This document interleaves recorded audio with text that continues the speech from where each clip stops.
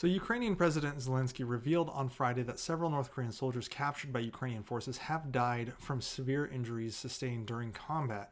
In his statement, Zelensky described the prisoners as critically wounded when they were taken into custody, and despite efforts to save them, they could not be resuscitated. Now, his disclosure marks a significant development in the ongoing war here, as it's the first confirmed instance of North Korean troops being captured by Ukraine.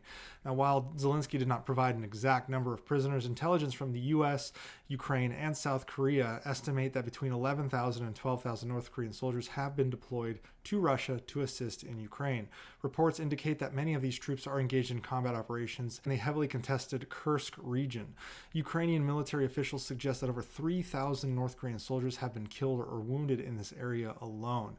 Now, according to South Korean intelligence, at least 100 North Korean troops have died and nearly 1,000 have been injured since being deployed to Kursk. The grim conditions for these soldiers were highlighted by allegations of Russian efforts to conceal their presence and the scale of their losses.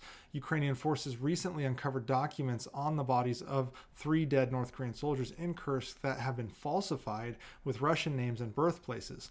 Zelensky accused Russian forces of attempting to destroy evidence by, quote, literally burning the faces of these dead North Korean soldiers. A video accompanying his statement, which I absolutely cannot show here, allegedly showed Russian troops setting fire to the bodies of fallen North Korean fighters. Now, South Korea's National Intelligence Service has corroborated these claims, confirming that at least one North Korean soldier died while in Ukrainian custody.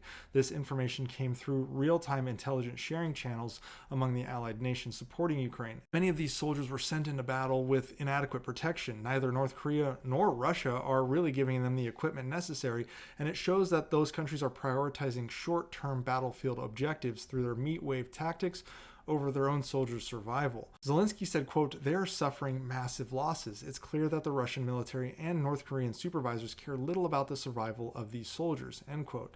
Now, despite mounting evidence, both Moscow and Pyongyang have remained silent on the issue.